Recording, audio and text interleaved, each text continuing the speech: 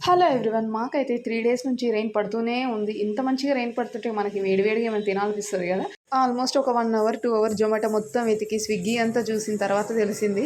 దానికంటే బెటర్ నేనే వండుకొని తినడం అని. ఇంకేం చేసుకుందామా అని చూస్తుంటే ఫ్రిడ్జ్‌లో మిగిలిపోయిన దోసపిండి కనిపించింది. సరేలే దోసపిండితో పునుగులైతే వేసేద్దాం అనేసి ఇక్కడైతే స్టార్ట్ చేశాను. ఇంకా ఆ పిండిలో కన్సిస్టెన్సీ కోసం నేనైతే మైదా పిండి యూజ్ చేశాను. చాలా తక్కువ మైదా యూజ్ చేశాను. కొన్ని ఆనియన్స్ అలాగే జీలకర్ర వేసి వంట సోడా కూడా యూజ్ చేశాను అనమాట.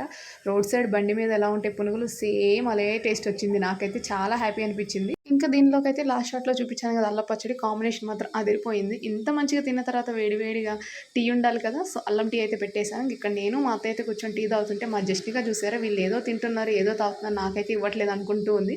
సో, అందుకని తనకు కూడా వాటర్ అయితే హీట్ చేసి ఇచ్చా అనమాట.